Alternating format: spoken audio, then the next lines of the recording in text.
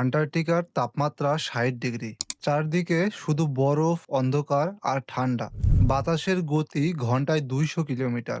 কিন্তু সেখানেই দাঁড়িয়ে আছে হাজার হাজার ছোট্ট ছোট্ট প্রাণী। ওরা পেঙ্গুইন।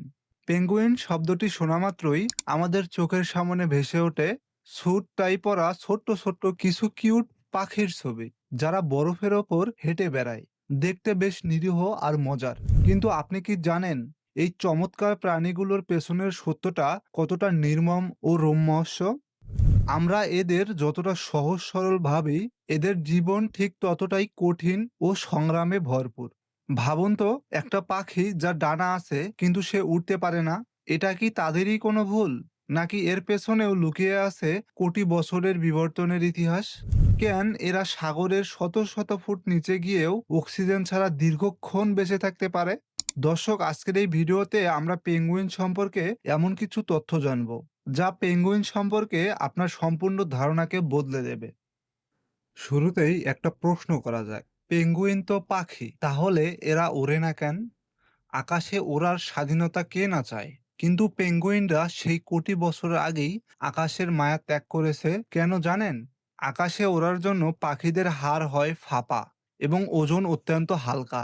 কিন্তু পেঙ্গুইনদের জীবন যেখানে আবর্তিত হয় সমুদ্রকে কেন্দ্র করে, সেখানে হালকা শরীর নিয়ে পানির নিচে যাওয়া অসম্ভব। কারণ বাতাসে ভরা হালকা শরীর ককের মতো পানির ওপর ভেসে উঠবে, পানির নিচে ডুব দিতে পারবে না। এবার আসা যাক সবচেয়ে রহস্যে।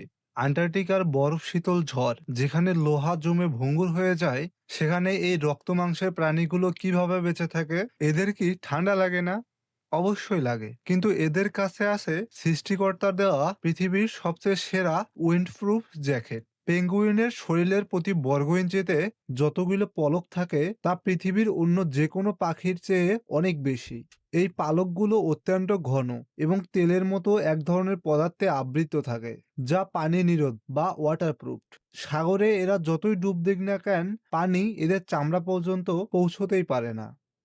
কিন্তু আসল জাদুকরী বিদ্যাটা লুকিয়ে আছে এদের পায়ে। পেঙ্গুইনরা সারাদিন বরফের ওপর দাঁড়িয়ে থাকে, অথচ তাদের পা জমে যায় না কেন?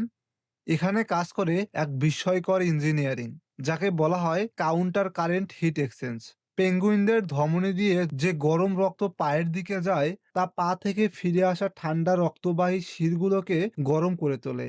এর ফলে পা পর্যন্ত পৌঁছানোর রক্ত শরীরের ভেতরের তাপমাত্রাকে একদম কমিয়ে দেয়, আবার পাকেও বরফ হতে দেয় না।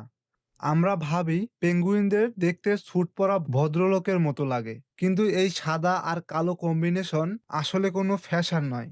এটি জীবন বাঁচানোর এক মোক্ষম অস্ত্র। একে বলা হয় কাউন্টার শেডিং।